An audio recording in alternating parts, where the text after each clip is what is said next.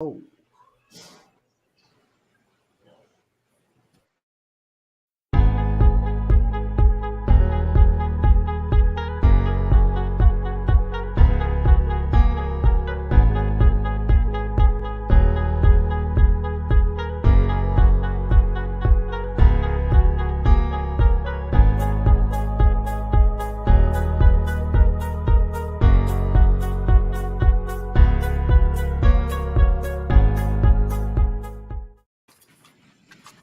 Islam.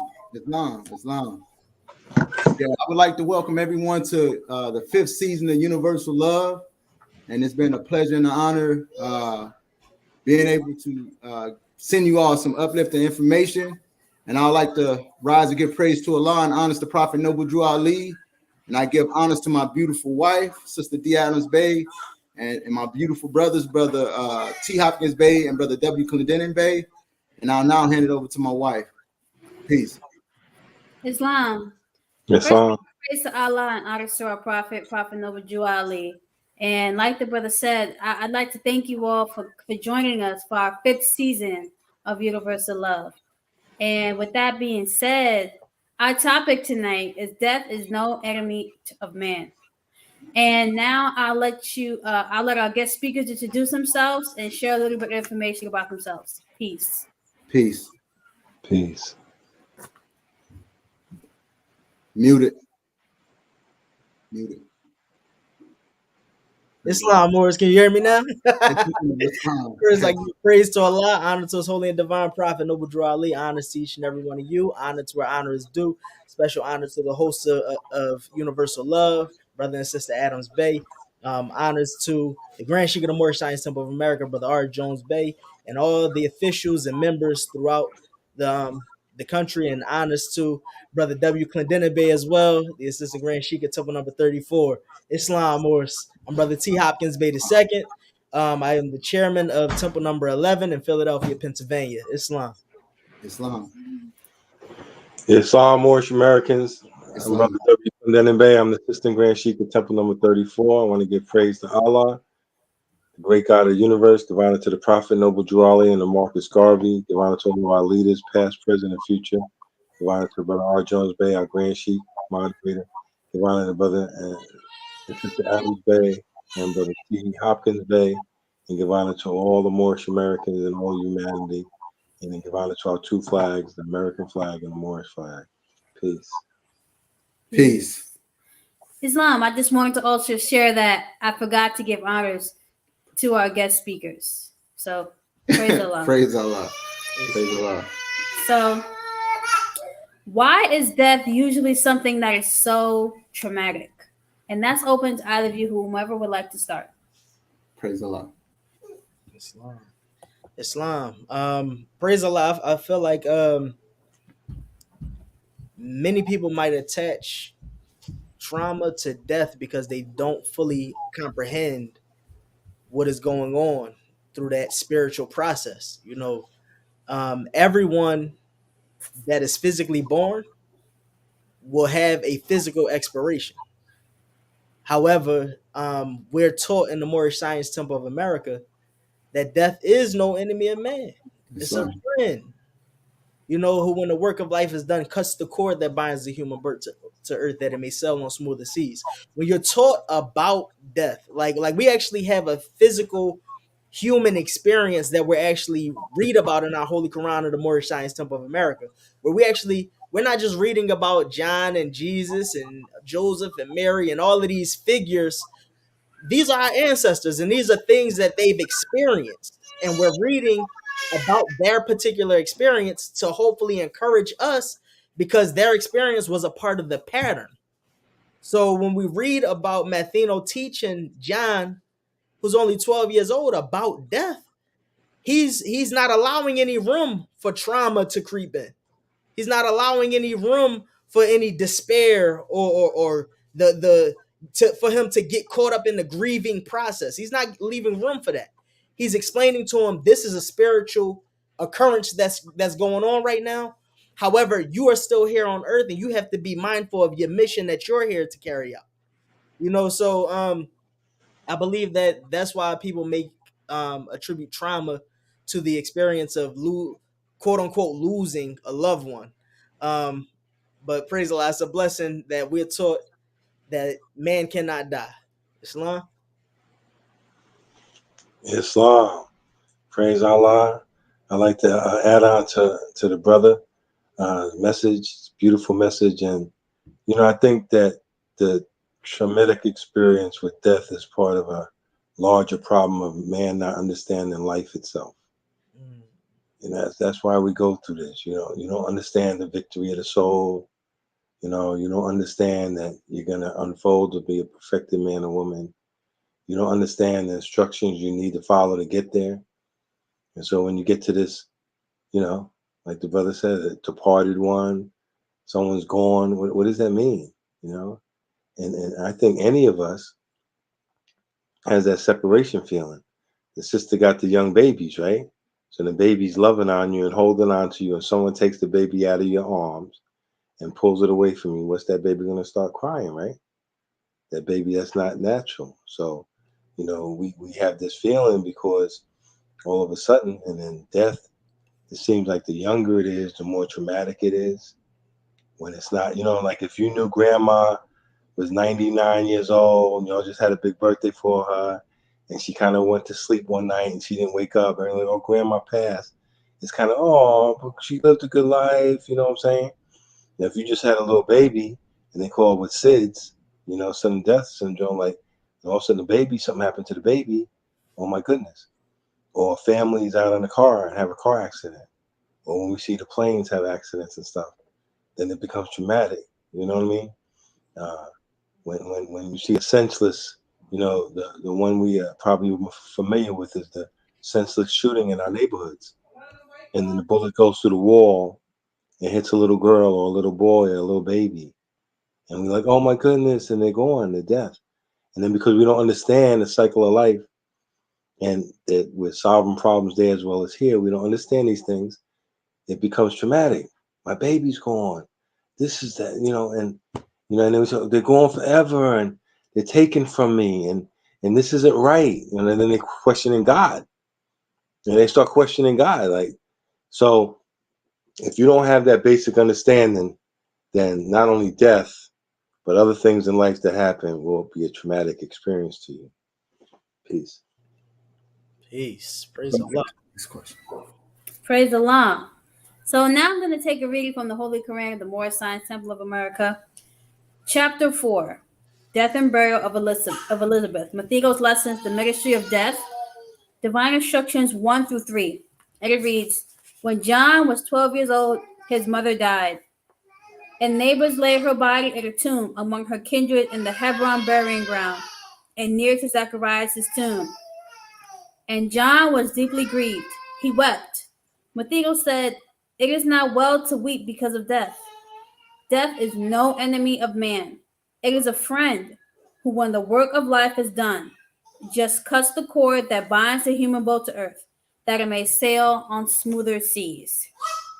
And the question I have is, what is meant by the human boat? Islam. Islam.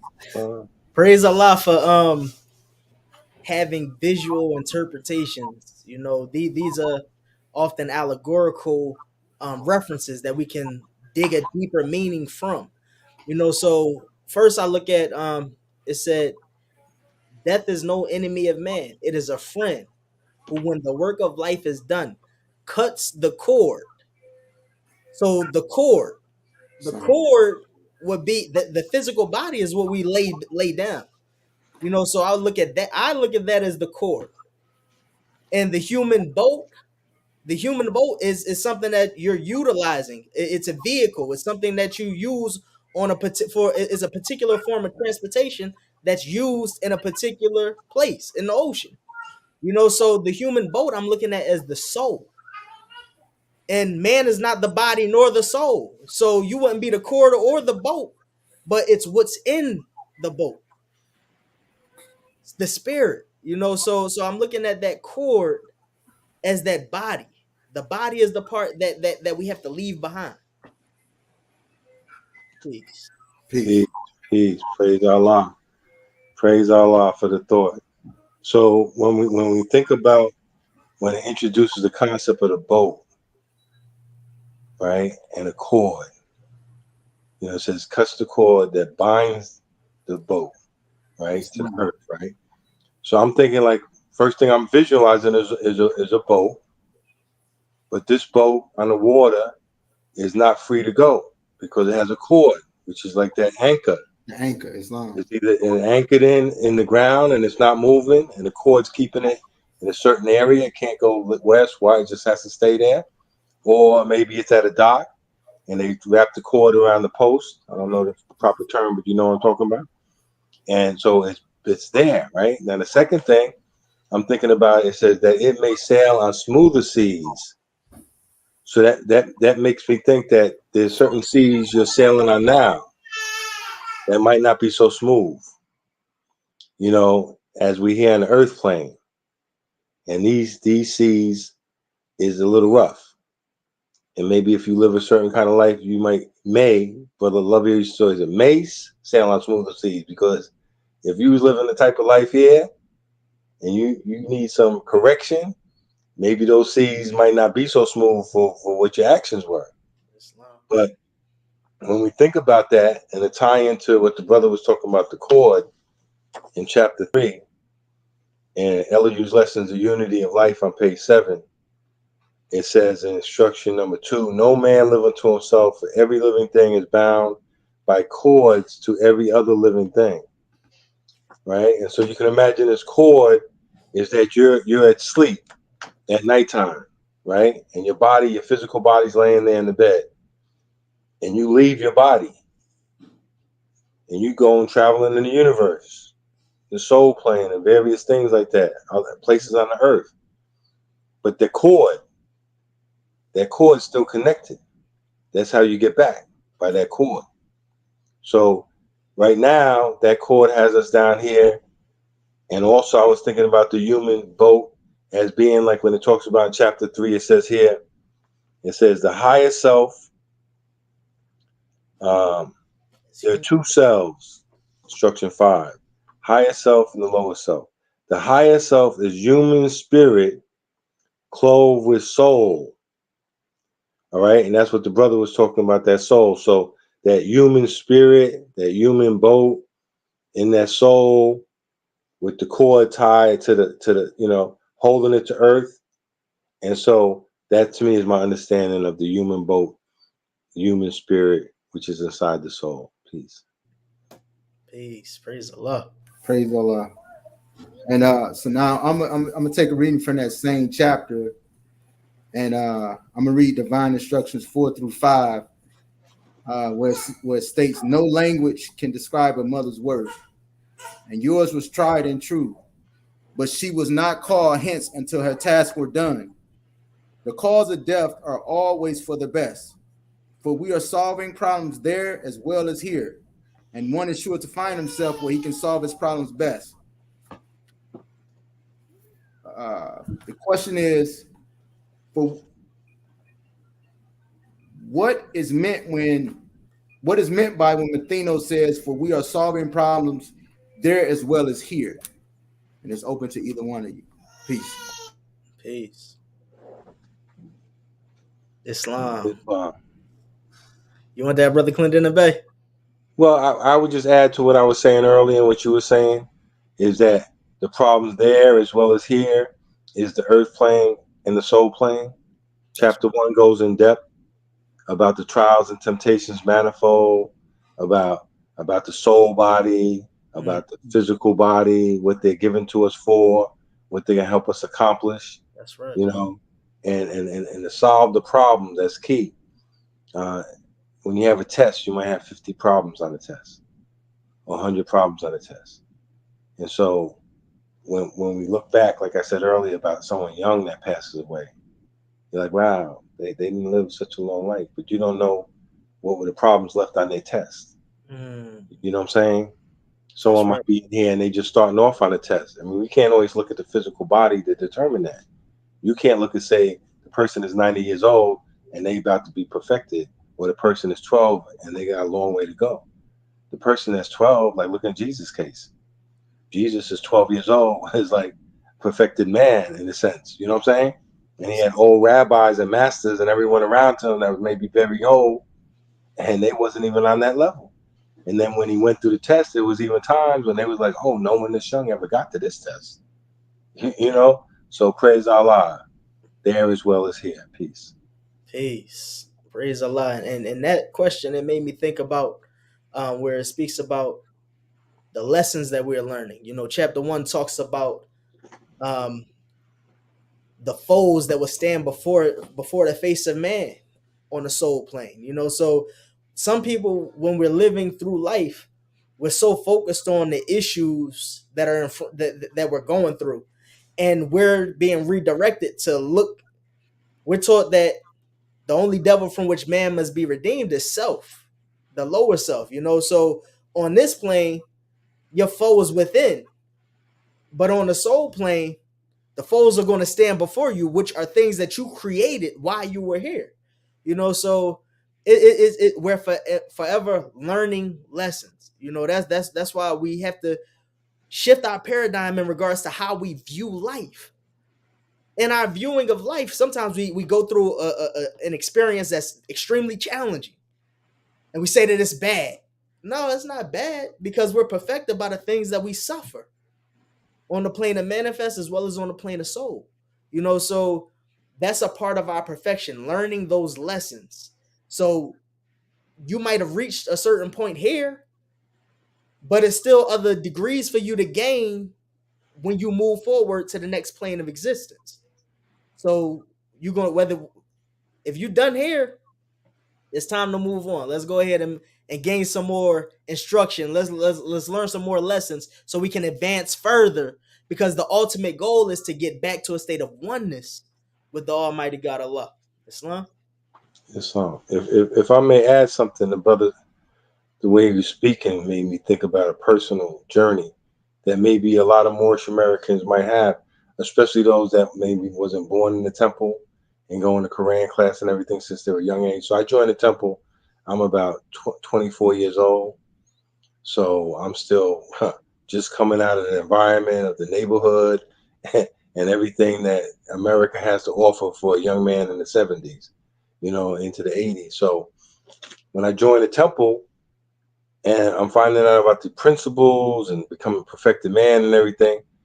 When I'm thinking about it during the day, I'm focused on it. But then when I would go to sleep at night, it's like I would relax and I would be in my soul playing and the dreams and everything and doing whatever I wanted to do.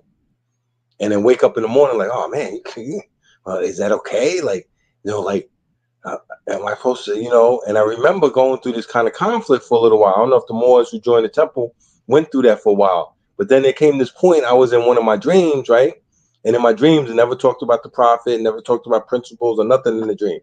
So have you ever had one of those dreams where you was in trouble and you're trying to run, but you go real slow, or you can't get away and you know trouble's getting ready to hit you and you get ready to get jammed up? And all of a sudden I threw up my 7 in my dream. I was like, Allah the Father, universe, Father, love, truth, peace, freedom, and justice. You know, and then afterwards I said, wow. And I can't tell you how many months or weeks or whatever it took, but I was feel good that I brought the temple teachings. I was bringing it not only here, but I was bringing it there. And I think this is when the prophet talks about that we're returning to Islam for our earthly and divine salvation. You know what we're doing? You know, like when you're in high school and you're taking college credits because you're on the honor roll and you're like a junior and you're senior in high school, but you're taking these college credits. And when you go to college, you already got credits. So it's like by the power and the prophet's teachings on the earth and doing the right thing, you building up credits on the divine side. So then when you go and you transition, they like, yo, he's already got a good foundation. He's talking about loving instead of hating. He's solving problems. He's getting into the rhythm. You know, and you know, like school is a rhythm. Especially if you stop school and you go back, school is a rhythm. You go to the class, you focus on the lesson, you read the lesson, you do the homework, you take the test, and you focus. You go to the next subject, and you have a rhythm going. And that's like the temple. You get a rhythm. You see lessons that come, you fail them, then you pass them. Then you win the next time they come, oh, you got me last time, but you're not getting me this time. Situations happen, you say, I'm going to stay in my higher self. Then right away, you have a flat tire, some road rage, something happened, all of a sudden you're outside yourself. And you're like, how did that happen? And so these tests and trials and tribulations, you gain strength with each victory. Peace. Peace. Praise Allah. Praise Allah. So now I'm going to take a reading from the same chapter, starting at Divine Instruction 5 and ending at Divine Instruction 7. The cause of death are always for the best, for we are solving problems there as well as here, and one is sure to find himself where he can solve his problems best. It is selfishness that makes one wish to call again to earth, departed souls. Then let your mother rest in peace. Just let her noble life be strength and inspiration unto you. And the question is, how did you feel when you first read that the calls of death are always for the best? Praise Allah. Um, praise Allah. So we're instructed to teach these lessons to your little ones, and we also had the instruction of using these lessons to set your house in order. And it's a blessing, because when I was young, um, my father had me at a young age, and my father and my mother had me at a young age, and my mother, she made her transition when I was between the ages of 2 and 3.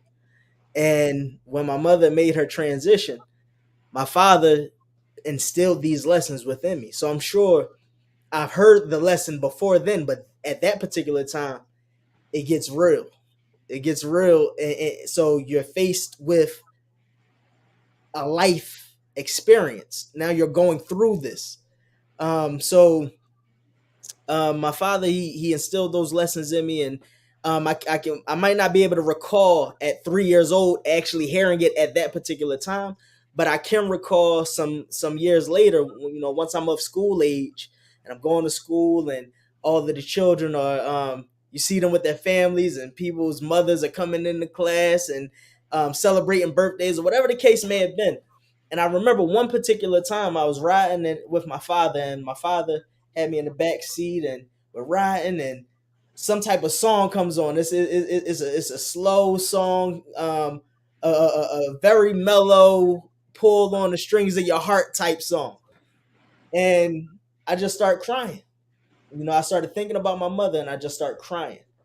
And I remember we were on our way to some type of auto body shop, and we were sitting inside of this little small room with the little it had a van seats in there, so you sitting waiting for your car to be done, but they got, so we sitting in there, and my father, I remember it being dark in that room. It was like dark, and he started going over the lessons with me right there on the spot, and explaining these degrees. Death is no enemy of man, and explaining to me the significance of the process, what was going on, and also reminding me of the relationship that I have with my mother, not had, but have with my mother, allowing me to know that, man cannot die, and whatever he said to me in that moment, I can't remember it verbatim, but I know it was the foundation of it was in the Holy Quran of the Moorish Science Temple of America,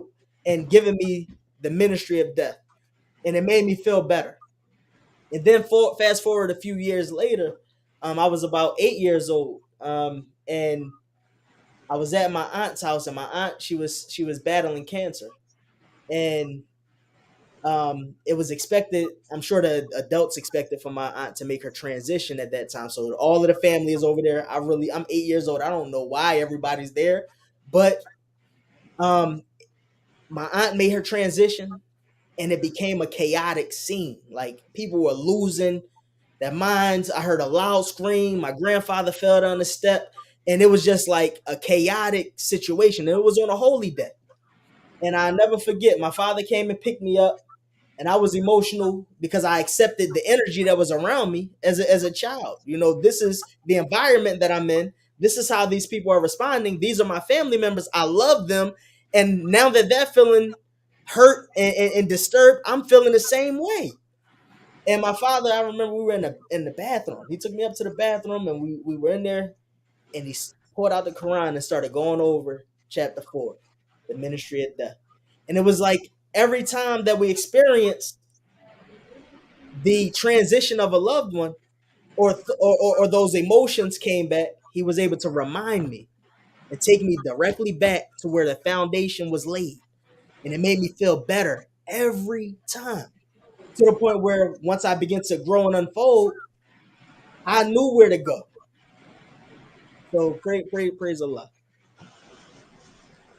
Islam, the calls of death are always for the best. Well, when I first read that, it explained a lot of things. Now, the question is, do I believe that? Or do I have faith in that? Or have I witnessed it? You know, because if you ask me, I mean, this is a nice brother, Brother Hopkins Bay. Why you take his mom from him when he's 3 years old? Why you take my father from me? I'm only 10 years old. I got 7 brothers and sisters, 8 of us, and mom left us with a house and everything. How could that be for the best? Just recently in the news, they had some settlement with some gun company with that Sandy Hook killing or whatever with the children, 20-something children, whatever children was killed. Oh, that can't be for the best. You know, it reminds me of the story of Moses in the Holy Quran of Mecca. And in Moses' training, he had to go with this master. And then you could look it up. So when he's with the master says, okay, you can come with me. He says, but one thing you can't do, you can't ask me no questions. And every time the master did something, Moses right away. You know, the master he was in this area and there was a bunch of boats and he just burnt the boats, destroyed the boats and everything. Moses like, why you do that to the people's boat? I told you, don't ask me no questions. All right, I agree. Then he went and did a couple of different things. Then he went and killed this man. And when Moses seen him kill a man, he said, oh, I know that's wrong. And so now the master, you got to go. You got to go. So you know the saying that man plans, but Allah's the best of planners? How do you know it's for the best and not? In your limited understanding, of course, your selfishness is like you don't want to lose your loved ones, your children, your mom. You see a disaster. The World Trade Center. All those people died in a moment. Pearl Harbor. What about when they dropped the bomb in Hiroshima? I mean, because this isn't something that only applies. You know what I'm saying? When you want it to apply, oh, when it's grandma, she lived this good life, or she was in pain and she's in a better place now, the calls of death are always for the best. But when it's something I don't agree with, it's not for the best. See, this is a hard one. But so when I first read that, I was like, listen, I got some understanding on it. I might not have a full understanding, but it starts to let me know that the things I see around me is more than just me. You know how many babies were born today on the planet Earth? Not just your cousin or someone you knew at work. Millions of babies. You know how many people died? Past, whatever we say, form, whatever? Millions of people. This is happening all day. This is life and death on this planet Earth and this creation. Anything created will be destroyed. You know what I'm saying? So this is part of it. But again, when we don't have the understanding, then we want to question God's plan. And that really, especially when we get to the level that we're at now and we're discussing it with the brothers and sisters to give them a better understanding, it's where are you? Are you just belief? You think perhaps this instruction is true, or this instruction is true, or maybe you haven't actually lived it, Peace. Peace. So why is it selfish to call again to earth departed souls? It's open to either or. Once again, that when you make your transition, that's a promotion. That's a part of your journey. That's putting you one step closer to the Almighty God, Allah. That's isn't that the purpose of our holy and divine instructions? It's talking about to get back to the highest plane of spirit life with our Father God, Allah. So when someone makes their transition, it's selfish because it said that the cause of death are always for the best, for we're solving problems there as well as here. As Brother Clinton and Bay was talking about, they taking their test. That's their test. That's a part of that's where they are along the way. So now they have other lessons to learn. I have to support you and allow you to go ahead and carry on the work that you are called to do. Because I'm worried about my comfort. My comfort is I have a bond with you. I want you to be here with me. You're supposed to walk through everything with me, through thick and through thin. I could rely on you. You played a certain role. Think about when you made the matriarch and the patriarch of a family, when they make that transition. Oftentimes, they played the role of the anchor of the family. They held it down. They made sure everybody stayed close together. They are the individual that majority of the family has respect for. So they'll listen to them. They're the voice of reason. They're the one that puts everything back into proper perspective for everybody. They're the leader. They're the example. And when they make their transition, you lost the physical presence. And us not being elevated enough spiritually, we think that they're gone, as if they're not still alive, as if they can't still feel the vibration of what's going on here. So the love tie, the love bond is stronger than this physical. This is the illusion. So now they're moving on and they're experiencing the perfumes, the odors, the true sensations, and the all of love. Why would I want to call somebody from that? I watched a show and they were talking about people that had the near death experiences, people that flatlined for a number of minutes, and some of these people, they were revived, and some of them could recall their experience, and majority of them were saying it was the most love that they ever felt. They felt free. They talked about all of these good experiences. One guy, he had got shot a number of times. I mean, something astronomical, like 15, 20 something times. And they actually had revived him. And he said when he opened his eyes and woke up in the hospital bed, he said, "Oh no, not this again." Mm. So somebody that experienced that, whatever his experience, that was tailor-made for him. He had to go through that. But in regards to our lessons, when we talk about shaking off the cumbrous shackle of the mortal, this form, you stand untrammeled and listen, you feel free. You feel at peace. You have other things to do. You read about Prophet Jesus sitting in council with their patriarchs and prophets of olden times. And think about those meetings. Think about how when we have a birth here, we celebrate that birth.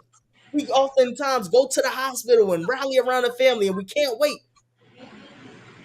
When we use our imaginative faculty to know that there's a reuniting occurring on the soul plane as well, when you go back over there to meet those souls that you have been out of contact with.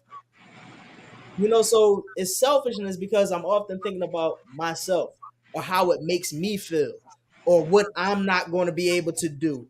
Islam. Listen, we got to allow people to have their life experience, have their experience, and support them in what they need to do. Please. That was beautiful, Mo. And it was just making me think about life and death, like I was talking about earlier when you mentioned that patriarch in the family, getting to that certain age. And I'm thinking like he wasn't always, or she wasn't always that one. They used to be a baby themselves. I mean, our elders used to be children, just like look at we're getting older. Come on, more. Talk about it. I got 3 grandchildren, another grandchild. I'm talking about when I was 24. Now I'm a different stage now, But the selfishness, when I go to funerals and everything, those funerals ain't for the person that passed. Those are for the living people. They selfish. The person is gone. A lot of time that ego take over, the vanity take over. You worry about what you're wearing. People comforting you and you getting attention. The ego's eating that up. But one other thing I just want to mention, it says, just let your mother rest in peace. See, so the selfishness, you ever have like trouble night sleeping? When you rest in peace, when you put your head down at night and your mind isn't troubled, everything's good, and you get a good night's rest. That's and right. How you're trying to go down to rest, and all kind of stuff is on your mind, and things is happening, or noises in the household, and you can't get rest. So that's just like that loved one traveling on that soul plane during that transition. It's like that restlessness is because you're calling to earth departed souls. The selfishness, that you're not focused on their journey. And I was discussing this with the Moors yesterday when we talked about it a little bit. about it's very important those first 7 days of the transition, because you're a little bit off balance. It's like a baby coming in the world. You gotta get used to the world. They coming in and wiping their eyes. They're crying. Oh, let me get the light. Let me get my senses going so I can see what's going on in this world. You're doing the same thing in that soul plane. And at the same time, you hear your daughter crying for you or your husband missing on you. And then you like, I'm trying to go this way, but then these things is troubling me. I can't really do what I need to do. So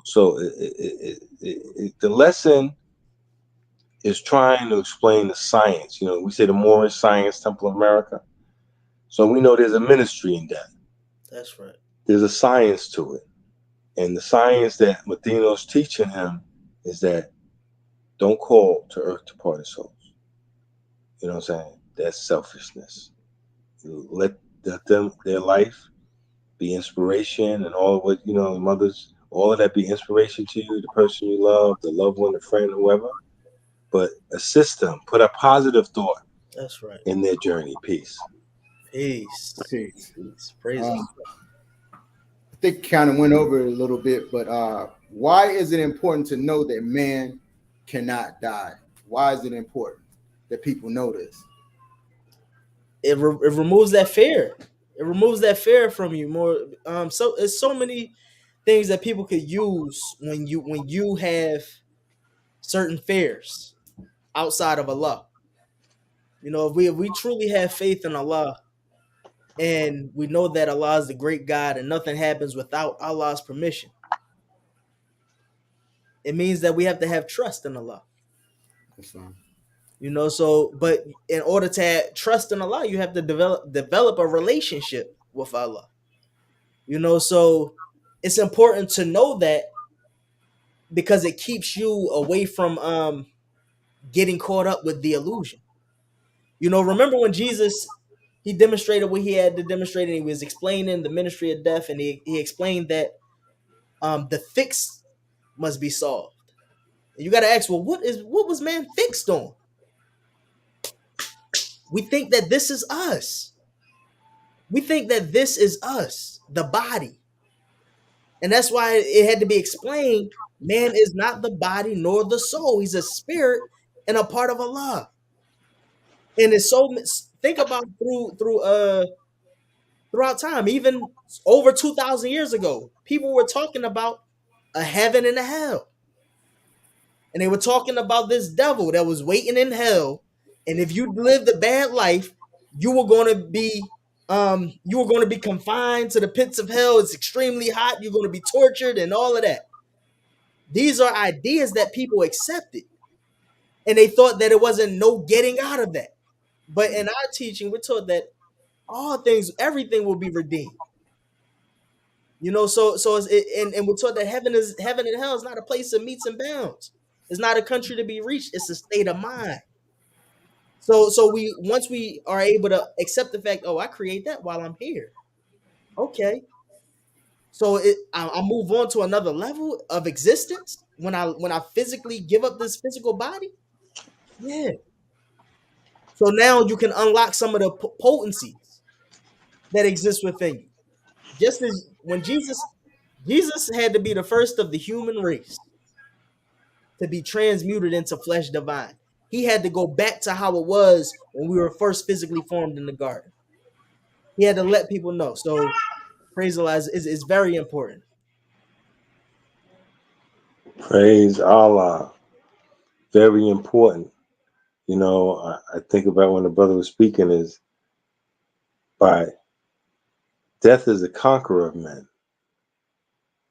So think about how disheartened you are. You know what I'm saying? Great grandpa went up in there, death got him. Man, grandpa went up there, death got him. Your father went up there, death got him. And your day's coming. He's got you in a certain state of mind. But when you read, I want to read a little bit from the divine instruction with Jesus. He said, the Roman soldiers pierced my hands and feet with nails, and then one pierced my heart. They put me in a tomb, and then I wrestled with the conqueror of men. Jesus was like, oh, you got all of them brothers and sisters before me. Come on, I got something for you. You know what I'm saying? And that's how we as Moorish American. I got something for you. You know, because the teachings go that those shall live shall never die, and those that are dead shall live. Because right here it goes on and says, they put me in a tomb, I wrestled with the conqueror, I conquered death, I stamped upon them. Think about the visual. You know, he conquered them. You know how the football players be, they do that play, and then you on the ground, they look at you like, yeah, got you. You know what I'm saying? So he was very dramatic when he's talking about what he did. He conquered them, he stamped upon them, and arose, brought immortality to light. Immortality. You're not dying. Brought immortality to light and painted on the walls of time a rainbow for the sons of men. So why is it important? Some people don't see the wall of time. They don't see at a certain point 2,000 years ago that this beautiful picture was put up there. Just like the same thing about the devil, you know, going to and fro the earth. That's no longer no excuse. Nah. When was this time declared out? Oh, when he nailed Jesus on the cross. So come on now. It's 2022. Don't be talking about the devil going to and fro the earth. You're a devil. You talk about your devil. Don't talk about the Satan. Jesus and the angels and the forefathers and the prophets, they got that covered, the universal stuff. You know, you don't want to mess with the big boys. You know what I'm saying? You know, you in there, you Brother Kanedeme gonna take on Satan. I don't know. No. Not the Satan you're talking about. I'm gonna take care of mine when mine getting the best of me. And I'm gonna take on the Satan, which is the shadow of all our lower selves combined with all that. No. But I got a backup plan. Prophet Noble Drew Ali. You know what I'm saying? Prophet Muhammad. Prophet Jesus. Some of these masters we reading about. Vijay Patty, all of them. I'm gonna call on all of them. Help out Brother Clenenman. You know, this part right here, that's why it's important. And it goes on and it says here, I go my way, but you shall go to all the world and teach the gospel of the omnipotence of man, the power of truth, the resurrection of the dead. That's right. He who believes this gospel of the Son of Man shall never die. The dead shall live again. Islam. And I'm gonna ask this final question. If you experience a death of someone, and I know you elaborated a little bit on some of yours, Brother T. Hopkins Bay. If you experience the death of someone close to you while having these lessons, how did this help you during those times? Islam. Praise Allah. You know, it definitely eases. It eases the anxiety. It eases the fear. It frees you in a sense. It takes weight off of your shoulders. You know, sometimes is the thing that we're dealing with is the fear of the unknown. You know, remember, Matheno said a crisis in your life has come.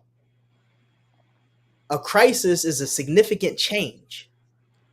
And that's one thing that's consistent in life, but we often have trouble with change. You know, so now that and this is why it's necessary to have that relationship with Allah and do things for the sake of Allah, for the pleasure of Allah, because oftentimes we use our human resources to lean on. So I do right, not necessarily because it's the right thing to do, but because my grandfather's going to say something, or my grandmother's going to say something, or mom or dad is going to put me in my place, or whoever you respect in that position of authority. We think about how it's going to impact them, how that's going to come back on us, as opposed to thinking about, oh, I'm going to disappoint Allah when I do that, or when I behave like that. That's not pleasing to Allah. You know, we have to get in tune with that, because once that physical person it makes that transition, you can lose yourself. You can lose yourself. Listen, when my grandfather made his transition, may Allah forever be pleased with him. It was a struggle. It was a battle that I had to go through. Was it about physically breaking down? Was it about, you know, feeling some type of way? No, it didn't manifest like that. But in regards to the Moorish Science Temple of America, being a Moorish American Muslim, how I'm supposed to conduct myself and carry and stand on these principles, that was shaken a little bit, because my grandfather, the person that I respect and I honor and admire, The person that our family takes our lead from, he's no longer physically here to look in my physical eyes to get me to straighten up. So that was a lesson that I had to learn of, did I do this for grandpa? Or did I do this because this is my salvation at stake? So it comes a certain time where you have to accept this for yourself. And some of us are still, we have to be honest with ourselves. Some of us, we're doing it because of someone else. And when you're living your life based upon how someone else is going to view you, or someone else is going to see you, then oftentimes that's building your palace on the surface of the sand. When that wind blow, you don't want your foundation to be moved. So find a way to make sure that you're doing what is necessary, or making whatever progresses in life for you, for you.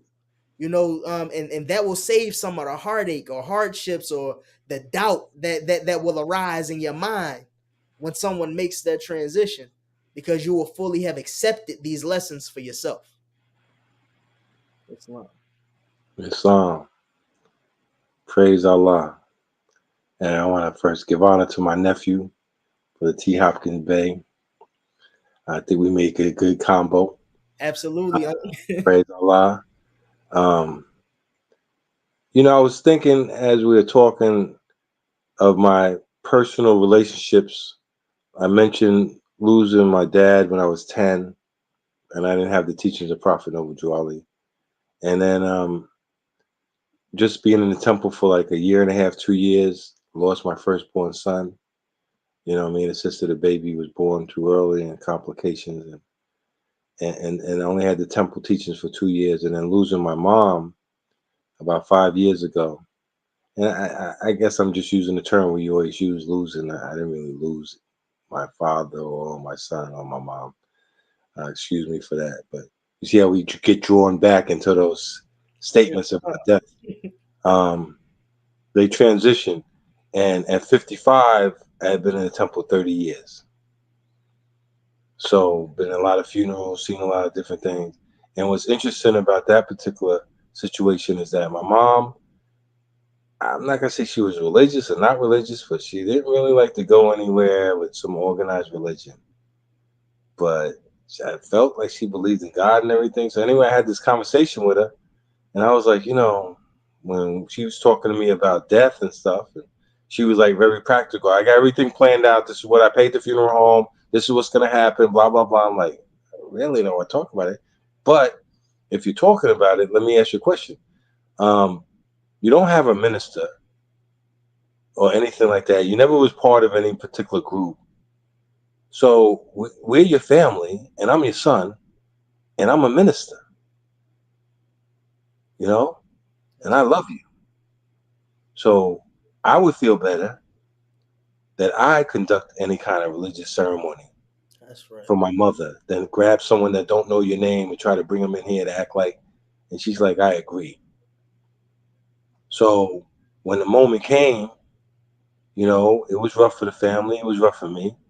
But I felt that over those years of instructions of the prophets, seeing it manifest, going through growth and development, that it was something that Allah guided me through, and to be there at the cemetery with the family and then looking at me and got my fez, my robe and everything.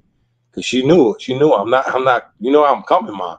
That's When right. I say religious ceremony, I'm talking about Moorish Science, Temple America, Prophet Noble Drew Ali, the whole seven and everything. So that's what the people were looking at like, and they, what can they say? This is her son. Yeah, this is my son. I'm taking care of my mom. That's right. And this is what it is.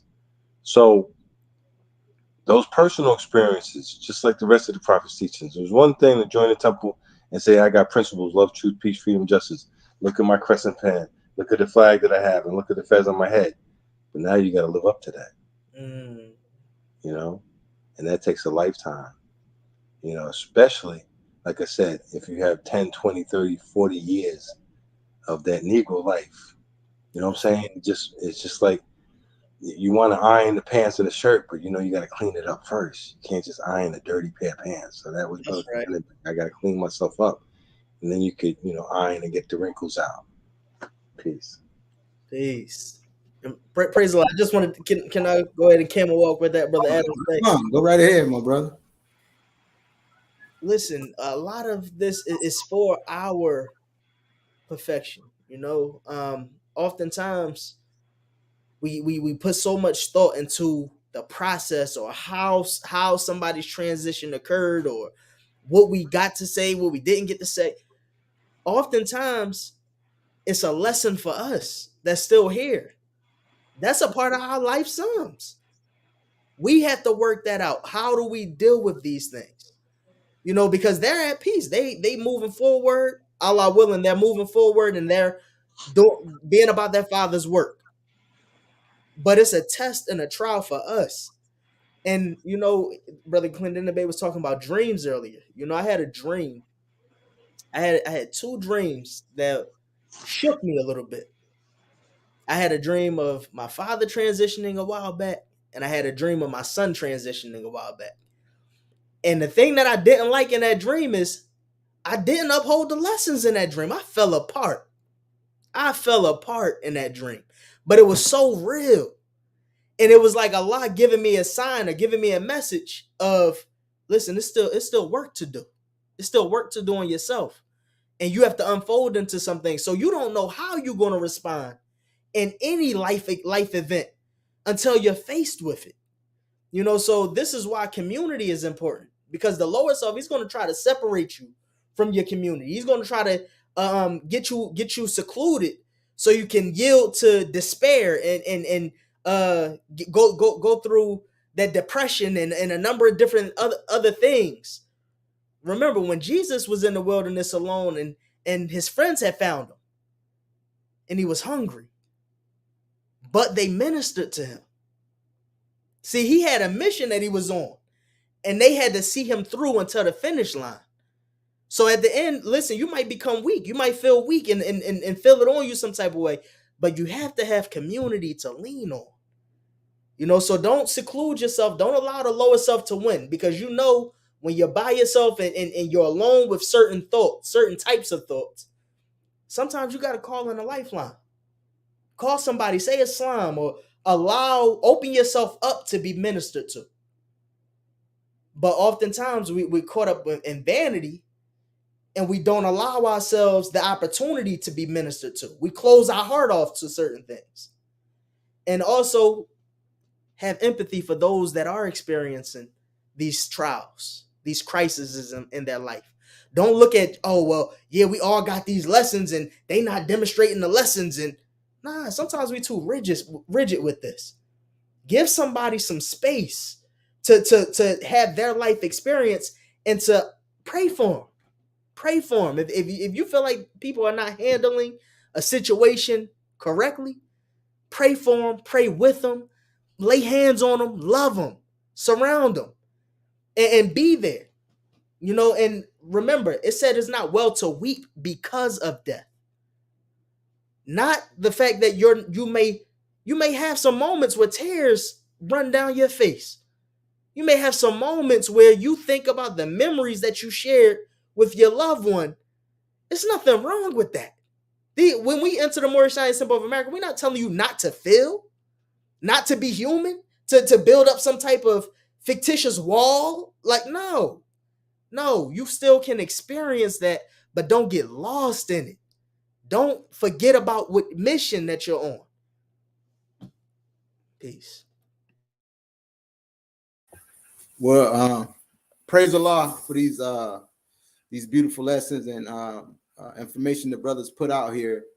We're nearing the end of the first episode of Universal Love, and so as we always do, we end with closing remarks, and we'll start with you, Brother T. Hopkins Bay, then we'll go to Brother W. Clendenin Bay, and as always, I'll close it out. But if you got anything you want to put out there, please let it be said now. Peace. Islam Moors. Praise Allah. Thank you for inviting me to be a part of this conversation, Brother Adams Bay, Sister Adams Bay. And thank you for your diligence. The nation needs this. We rely on having pure, clean content to come across these social platforms for us to be able to present who we are and what our philosophy is, And you Moors have been consistent, and I thank you for the sacrifice that you make. Listen, don't feel no type of way about the babies crying in the background. That listen, they taking in these lessons as well. So it's for all of us. So it's a beautiful thing to see you operating and working as a family. So honor to you. I want to give honor to my uncle, brother W. Clendenin Bay. Listen, our family ties, they run strong, they run deep. And there's so much wisdom that he has blessed me with throughout these years. And it's a certain energy and a certain style and flair that he brings to the table. I love when people are able to just loosen the vibration up a little bit and get people comfortable. It's a blessing. Thank you for sharing all your life experience there, brother. I want to give honor to my father, my grandparents, as well as my wife and my children for keeping me grounded and founded and giving me reason. And also, Moors, if you come to Philadelphia, please come and check us out at Royal Zarasa Restaurant now. We are Royal Zarasa Restaurant as well as mobile food truck, a Moorish American owned and operated restaurant here in the Philadelphia area. So yes, if you get an opportunity, please give us a call. Let us know you're coming, and we roll out the red carpet, Moors. Praise Allah. Islam. Praise Allah for my nephew. And I also want to give honor to Brother and Sister Adams Bay for inviting me on. And it's just a blessing to talk about the Prophet's teachings. If we can uplift any brother, any sister going through something, trying to understand death, maybe death recently in their family, and if these words give encouragement, then praise Allah. And all honor is due to the Prophet Noble Drew Ali, and praise is due to Allah that we have these instructions that we can even talk about. It's a blessing to have it. So, when we expound upon the teachings, it's a blessing. And I want to thank the media team, as well as all the Moorish Americans around the country and around this world for their uplifting acts, because it's a great program. That's why we go to the great meetings. And in the great meetings, we talk about the great program of uplifting fallen humanity. And as they say in Temple number 11, right? If you miss a meeting, you miss a lesson. If you miss a lesson, you miss a blessing. So it's a blessing to be here. And death is something that we need to talk about. I was talking with Brother Adams Bay and his sister about this COVID situation we have the last couple of years, and they flashing on the screen how many people died for COVID, but they don't flash on the screen how many babies were born. You know what I'm saying? Or flash on the screen, and you keep seeing that day after day, you start thinking about death. Oh, when's my time coming? And you're looking at the people on the bus a certain way, and on the train walking the street, and we got our mask on and everything, and your emotions is going, and then you get home and the screen again. 3,000 more people died today, and they show you the morgue, they show you people in the hospital, and you don't understand death, and you're getting all worked up. And think about it, we got a lot of mental issues out there, a lot of suicides, a lot of different things that's going on that they don't talk about because people in a certain state of mind, and then you add all of these kind of things that they don't understand, it just gets humanity out of sorts in a sense. So praise Allah that a show like this, that someone can see it and start to put some kind of context. COVID, the flu, accidents. You know how many people died today of a car accident? You don't even know. It was more than the people in COVID. You know how many people died in Pearl Harbor, 9/11, World War II, Korean War? People dying right now. We're talking about having another war, with Russia and all this kind of stuff going on. People get all out of sorts. But at least we have the Prophet's teachings. And we keep on pushing out love, truth, peace, freedom, and justice, because every nation in this world wants peace. And we have to do our part. Peace. Peace. And once again, I like to rise to give praise to Allah, honors to Prophet Noble Drew Ali. I give honors to my wife. She had to step out to tend to the little ones. I give honors to Brother T. Hopkins Bay, Brother W. Clendenin Bay, the viewers, listeners, and everyone who tuned in to Universal Love for some uplifting information. I didn't say much because I just wanted to hear these beautiful brothers speak. But if I could share anything with anyone, Allah put this on my heart because of what I deem most people probably going through at this moment in time. Someone probably lost a loved one due to the circumstances that appear before us right now.